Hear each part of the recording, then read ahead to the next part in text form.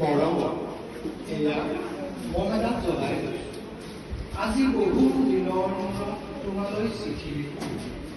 বাহিৰৰ পৰা বতাহজাক আহি মনদাত ডুবাইছে। চাওঁ খিৰিকীখন জপাই দিওঁ। 7 বছৰৰ আগৰ কথাবোৰ তোমাৰ মনত আছে? আমি যে নতুন জীৱনটোৰ পাতনি মেলিছিলোঁ। মোৰ গাত সেই অচিনাকি নিচা বাৰু হৈ লাগিছিল। সিদিনা আছিল কাতিৰ পুৰলিখনা কোমল পৰুৱা। পদূলিত তল পৰা শেৱালিবোৰ উপচি আছিল। আৰু সন্ধিয়া মই তোমালোকৰ ঘৰলৈ নকৈ আহিবৰ দিনা আকাশৰ মেঘৰ মোহৰত হালধীয়া জন্তু নাওখন লৈ আমাক যে ৰিঙিয়াই মাতিছিল তৰাৰ দেশলৈ। মই লোৱা কঁকালৰ ৰিহাখনলৈ তুমি বাৰু তেনেকৈ কিয় এনেদৰে চাইছিলা? মোৰ কেনে লাগিছিল জানা? তুমি যেন কোনোবা দূৰ বিদেশৰ স্বপ্নটোৰ আলোকৰ আৰু মই যেন তলখনৰ এপাক শেৱালি। সেইদিনা মন সাগৰত এৰি অহা আৰু আহি পোৱা অনেক ঢৌৰ কঁপনি জাগিছিল। তোমাৰ জানো এইবোৰ কথা মনত নাই? আমাৰ দেউতাই যে চিঠিত লিখিছিল, আই তই নতুন ঘৰত আহি মাতি থাকিবি।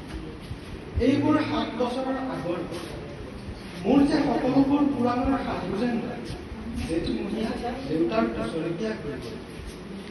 তোমাৰ বাবু এতিয়া বৰটো হৈছে। তাৰ ওপৰ পাৰি এধানমান ডালিম গুটি যেন দাঁত আপুনি কৰিছে।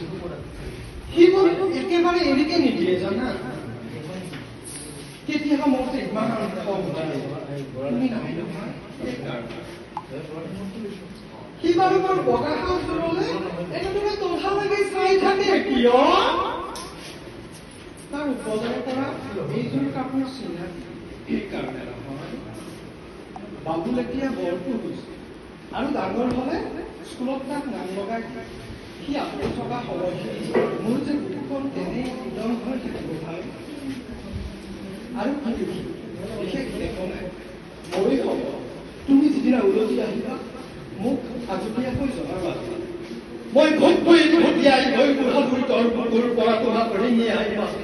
তুমি যিদিনা উলটি আহিবা মোক আগতীয়াকৈ জনাব বুলি নাপাহৰিবা দেই। মৰম বছা ইটি তোমাৰ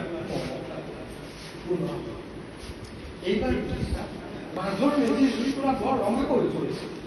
আমাৰ আইতাৰ কলি